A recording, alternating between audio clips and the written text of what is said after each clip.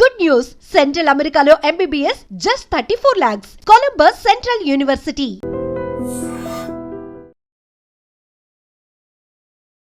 నమస్కారం, welcome to I dream. ధర్మ మార్గం విత్ విజిత కార్యక్రమానికి స్వాగతం.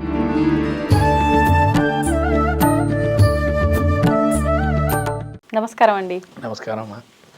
గురుగారు, ఆషాఢ మాసం ప్రారంభం అవ్వగానే మనకు మొదటి రోజు నుంచి అంటే జూన్ 25 అన్నారు కదా, జూన్ 25 నుంచి జూలై 6వ తారీఖు వరకు వారాహి నవరాత్రులు అని చెప్పి అంటున్నారు. నిజంగా ఎప్పటి నుంచి ఎప్పటి వరకు వారాహి నవరాత్రులు? వీటిని గుప్త నవరాత్రులు అంటారు. అంటే ఇది గుప్తంగా ఉంచాల్సింది అని అంటే ఏ రకంగా గుప్తంగా ఉంచాలి? ఈ ఆరాధన అందరూ చేయడానికి పనికిరాదు అంటున్నారు. అసలు ఎవరు చేయాలి ఈ ఆరాధన? శ్రీ గురుభ్యో నమః. శ్రీ మహాగణాధిపతే నమః. శ్రీ మహాసరస్వత్యై నమః. హరి ఓం శ్రీమాత్రే నమః. ముఖ్యంగా వారాహి నవరాత్రులు మనకు ఈ యొక్క మాసంలో వచ్చేటప్పుడు 26వ తారీఖు నుంచి జూలై 4వ తారీఖు వరకే నవరాత్రులు. 26 నుంచి జూలై 4 వరకు. ఎందుకు అనగా మనకు యాక్చువల్ సప్తమాతృకలు 7 కదండి, మరి 8 ఏంటి 9 ఏంటి ఇక్కడ నవరాత్రులు అని అంటున్నాం కదా అని మీ యొక్క సందేహం కూడా ఉండొచ్చు. అవును, మనకు దేవి ఖడ్గమాల్లో మాత్రం అష్టమాతృక సప్తమాతృకలుగా పేర్లు కొన్ని ఉన్నాయి, కొన్ని మనం చెప్పుకునే విధానంగా కొన్ని ఉన్నాయి. అయితే అష్టమాతృక కొంతమంది మతాచార ప్రకారం, మతాలంటే కొంతమంది అవలంబించేటువంటి నవరాత్రి క్రమం చూస్తే కనుక 8 రోజులు చేసేవాళ్ళు కొంతమంది ఉన్నారు. 9 రోజు అమ్మవారిని మామూలుగా పూజ చేసి పూర్ణావతి చేస్తారు. 8 రోజులు మాత్రం రాత్రులన్నీ పూజ చేస్తారు. నవరాత్రులు వాళ్ళు చేసే క్రమం ఏదైతే ఉంటుందో అది రాత్రిపూట పూజలు. అవునమ్మా, ఇది రాత్రిపూటే చేయాలి. ఎందుకంటే ఈ రాత్రి పూజలో ఉన్నటువంటి విషయం ఏంటి అంటే శక్తి ఆరాధన ఎప్పుడు కూడా రాత్రిపూటనే బాగా మనకు ఫలిస్తాయి. కారణం ఏంటంటే రాత్రిపూట చేయటంలో అంటే మీరు ఇందాకే చెప్పాను, దక్షిణాయన పుణ్యకాలం వచ్చేది కూడా ఇదే సమయం ఆషాఢ మాసంలోనే. అంటే వాళ్ళకి దేవతలకి గోధూళిక సమయం అని, గోధూళిక అంటే చాలా ఉత్తమమైంది. గోధూళి ముట్టుకుంటేనే సకల గ్రహ పాపాలు తొలగిపోతాయన్నారు. అటువంటి సుముహూర్త సమయంలో మనం దేవతారాధన వారాహి నవరాత్రులు చేస్తున్నాం.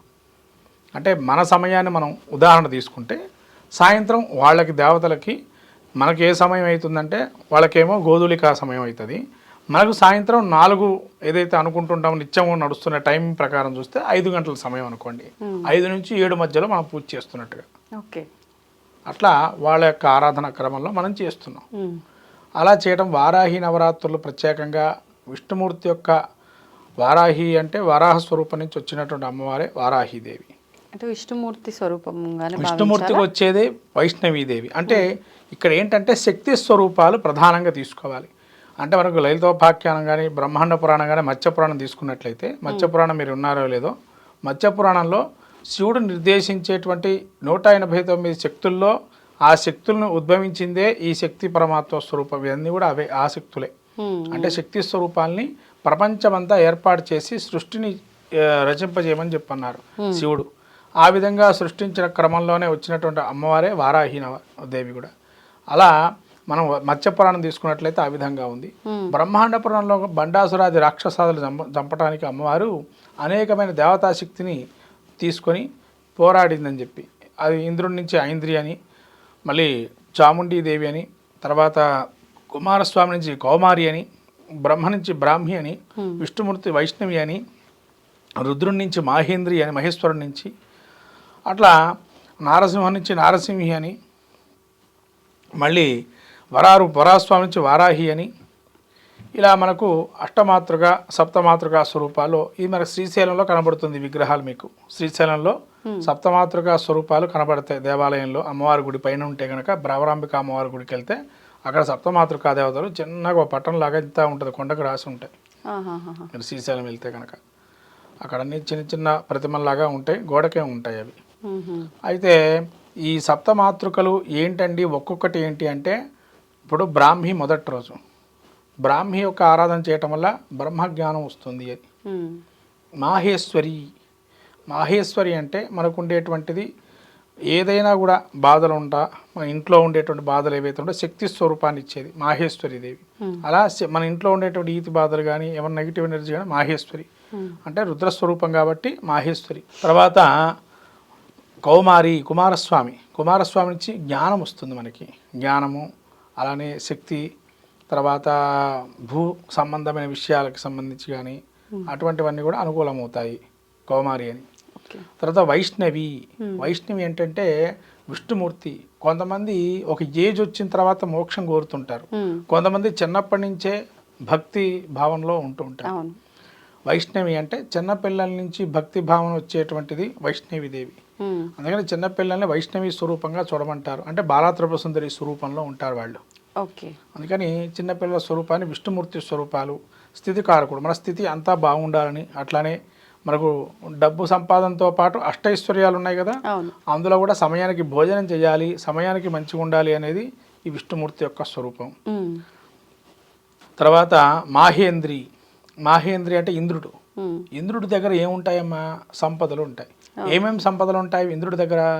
కల్పవృక్షు, కామధేనువు, తర్వాత గజము, తర్వాత అమృత భాండము, ఇవన్నీ కూడా ఇంద్రుడి దగ్గర ఉంటాయి. దేవతల ప్రధాన దేవతల్లో ఇంద్రుడు కాబట్టి ఇంద్రుడి దగ్గర ఇవన్నీ ఉంటాయి. అంటే ఇంద్రత్వం అంటే రాజ్యాధికారము, అంటే రాజ సమానంగా ఉండే పదవులు మనం అధిరోహించాలి అంటే మాహేంద్రి స్వరూపం, అదే ఇంద్ర స్వరూపం.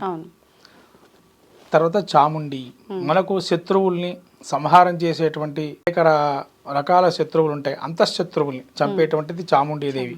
బహిశత్రువులు కదా, అంతఃశత్రువులు అంటే మనకు ఉండేటువంటి అహంకారము, దర్పము, మదము, మాత్సర్యము, పార్షాలిటీ, ఒకడి మీద ద్వేషభావము, రాగద్వేషాలు ఇవన్నీ నశింపజేసేది ఈ యొక్క అమ్మవారు చాముండీదేవి. అలా ఆ విధంగా. తర్వాత నారసింహి, తెలిసి తెలియక శత్రువులు అనేక మంది ఉంటారు. అలా శత్రు సంహారం కానీ, గ్రహపీడలు కానీ, కాలాన్ని మనము శాసించలేము, కాలాన్ని మనం అనుకూలంగా రావాలన్నా కూడా నారసింహార్చన చాలా విశేషంగా చెప్పబడింది. అంటే కాలాధీనము కొద్దిగా నారసింహ స్వరూపంలో ఉంటుందని. ఇంకా మనం చివర చెప్పుకునేటువంటిది వారాహి. ఈ వారాహీదేవి యొక్క స్వరూపం ఏంటంటే ముఖ్యంగా భూ సమస్యలకి పరిష్కారం. అందుకని అమ్మవారి చేతిలోనే ఉంటుంది హాలం, అంటే దున్నేటువంటి స్వరూపం. అంటే దున్నితే పంట మంచిగా సస్యశ్యామలంగా సుభిక్షంగా ఉండాలి అని చెప్పి. తర్వాత శంఖచక్రాదులతో అమ్మవారు ఉంటుంది, హాలంతో ఉంటుంది. ఇంకో చేతిలో దున్నపోత మీద అమ్మవారు ఉంటుంది. దున్నపోత ఏంటండి ఇక్కడ అమ్మవారి యొక్క ఆరోహణ దాని మీద ఉంది అని అంటే కొన్ని స్వరూపాలు ఉన్నాయి. అమ్మవారిలో కూడా 5 స్వరూపాలు ఉంటాయి వారాహి స్వరూపాల్లో కూడా. లఘు వారాహి, ధూమ్ర వారాహి, కిరాత వారాహి, స్వప్న వారాహి, మహావారాహి. ఈ యొక్క స్వరూపాల్లో అమ్మవారు ఉంటుంది. ఒక్కొక్క దానికి ఒక్కొక్క మళ్ళీ మనకు విద్యలు ఉంటాయి. విద్య పరంగా అదేదో మంత్రశక్తి ఎవరైతే మంత్రోపదేశాలు ఉంటాయో వాళ్ళు ఒక్కొక్క దానికి ఒకటి ఉపయోగిస్తారు. మరి ప్రత్యేకించి వారాహి నవరాత్రుల్లో ఏ రూపాన్ని ఆరాధించాలి? వారాహిలోనే 5 రూపాలు అన్నారు కదా, ఏ రూపాన్ని ఆరాధించాలి అంటే ఇక్కడ ఏంటంటే మన యొక్క ఆరాధనా క్రమం అంటే వారాహి అనే ఒక స్వరూపాన్ని తీసుకోవాలి. ఎందుకో చెప్తున్నా అంటే ఎవరైనా శక్తితోని తొందరగా ఆటలాడద్దు, అది డేంజరస్. అంటే పవర్ ఎట్లయితే ఎక్కువగా తీసుకుంటే ఏమవుతుంది, వినాశనానికి దారితీసే అవకాశం ఉంటుంది. ఎంతవరకు కావాలో అంత మోతాదు తీసుకోవాలి. ఇప్పుడు మన రోగం వచ్చింది, డాక్టర్ ప్రిస్క్రిప్షన్ ప్రకారం ఎంత తీసుకుంటాం అంతే తగ్గిపోతుంది కదా. తర్వాత ఇక్కడ కూడా ఏంటంటే శక్తి ఆరాధనకు వచ్చేటప్పటికి కొంత నియమనిష్టలతో ఉండాలి. నియమనిష్టలు ఎప్పుడైతే పాటిస్తామో అవి మనకి అలంకృతం అవుతాయి. ఎప్పుడైతే నియమనిష్టలు, ఇప్పుడు కొంతమంది మొహం చూడంగానే ఏమండి మీరు ఇంత కళగా ఉంది మొహం అని అంటుంటాం, లేదా కళ్ళు కూడా కాస్త తీర్చిదిద్దినట్టుగా, కాటుక పెట్టుకోకపోయినా కాటుక పెట్టుకున్నట్టుగా, అంటే రకరకాల స్వరూపాలు ఒక్కొక్క బొమ్మను మనకు ఒక చూడంగానే ముఖం చూడంగానే చెప్పేస్తాం. అంటే అది అమ్మవారి యొక్క శక్తి. ఆ శక్తి మనకు ఎలా వస్తుంది అని అంటే మనం ఏది కూడా మనస్సులో చింతనా భావంతో చేయకూడదు, అది కావాలా ఇది కావాలని. భక్తిగా చేయండి, అమ్మవారి చూసుకుంటుంది. నువ్వు ఎప్పుడైతే ఆపేక్షతో చేస్తావో అది ఆపేక్ష పక్కన పెడితే అక్కడ కూడా మళ్ళీ భక్తి ఉండాలి. భక్తి లేని ఏ పూజ చేసినా జపం చేసినా ఫలితం ఉండదు. ఇక్కడ మీరు అన్నట్టుగా మరి ఏ దేవతను ఆరాధన చేయాలండి? వారాహి అంటే అంతా స్వరూపం అదే, కానీ ఒక్కొక్క కోరిక ఒకటి ఉండొచ్చు, కానీ కోరికతో పూజ చేయమని చెప్పటం లేదు. మీ ఇష్టం, మీ మనస్సంకల్పం ఆ రోజు ఏ అమ్మవారిని పూజ చేయాలనుకుంటే ఆ అమ్మవారిని పూజ చేసుకోండి. ఇప్పుడు లఘువారాహి ఉంది. లఘువారాహి అంటే ఏంటంటే చిన్నదైనటువంటిది, స్టార్టింగ్లో ఉంటుంది అమ్మవారి యొక్క స్వరూపం, చిన్న మంత్రం కూడా చిన్నగా ఉంటుంది. తర్వాత మనకు లలితా సహస్రనామం వస్తే లలితా సహస్రనామ పారాయణం కూడా చేసుకోవచ్చు. అది రాత్రి వేళ శుభ్రంగా హాయిగా సంకల్పం చేసుకొని అమ్మవారి అర్చన ఆ విధంగా చేసుకోవచ్చు. ముఖ్యంగా అమ్మవారికి ఇష్టమైనది ఏంటంటే ధూపం వేయటం నేర్చుకోవాలి. ధూపం చాలా ఇంపార్టెంట్. ఈ శక్తి దేవతల్లో ఈ రహస్య శక్తుల్లో ఎంత ధూపం వేస్తే అంత మనకు అనుగ్రహం కలుగుతుంది. అక్కడ ఎవరైనా కూడా సింపుల్గా చేసేటువంటి కార్యక్రమం ఏంటి ఈ నవరాత్రుల్లో అంటే ధూపం ఎట్టి పరిస్థితుల్లో మర్చిపోవద్దు. సాయంత్రం పూట అమ్మవారి పూజలో ధూపం కంపల్సరీ ఉండాలి. మాకు శక్తి లేదండి, మేమేమీ నైవేద్యాలు వండి పెట్టలేమో, మా వల్ల కాదు అనుకున్న వారు దానిమ్మ పండు నైవేద్యం పెట్టండి. దానిమ్మ పండు ధూపం ఈ రెండు అమ్మవారి దగ్గర ఉంటే మీరు సింపుల్గా మంత్రాలు ఏ వస్తే వాటితో చేసుకోవచ్చు. లేదా లలితా సహస్రం చేసుకోవచ్చు. అష్టోత్తరమే చేయండి. వారాహి అష్టోత్తరం కొడితే ఇవాళ రోజుల్లో గూగుల్లో పెడితే అనేక రకాల స్తోత్ర నిధి అని రకరకాలు ఉన్నాయి. దానిలో అక్షరాలు తప్పులు పోకుండా మీరు చదువుకున్నట్లయితే చదువుకోండి. అయితే యూట్యూబ్లో మీకు ఏమన్నా అవకాశం ఉంటే యూట్యూబ్లో వచ్చేటువంటి వీడియోకి అనుగుణంగా ఏదన్నా నామస్మరణ జరుగుతుందా ఆ స్మరణ చేస్తూ మీకు ఓం వారాహ్య నమః, ఓం శ్రీమాత్రే నమః అని అనుకోవచ్చు.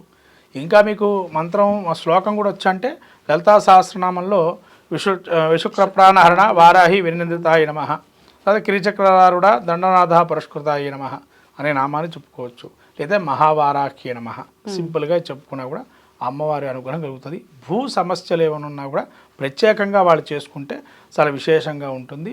వడపప్పు పానకము, దానిమ్మ పండు, కొబ్బరి చిప్ప నైవేద్యంగా పెట్టచ్చు. శక్తి ఉన్నవారైతే గుడపాయసము, దద్దోజనము, పులిహార, ఇంకా కట్టె పొంగలి ఇవన్నీ కూడా పెట్టచ్చు. అమ్మవారికి ఇష్టమైనటువంటివి ఇవన్నీ కూడా పెట్టి నైవేద్యం పెట్టి ఆహారంగా తీసుకోవచ్చు. ఇది ఒక్క పూటనే రాత్రే చెయ్యాలి, పగలంతా ఉపవాసం ఉండాలి. అంతేగాని 9 రోజులు కూడా 9 రోజులు ఉపవాసం ఉండాలి. ఇలా చేయటం వల్ల అమ్మవారి అనుగ్రహం కలుగుతుంది.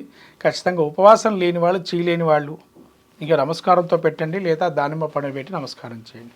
అంతే, ధూపం వేసి. ధన్యవాదాలు. నమస్కారం.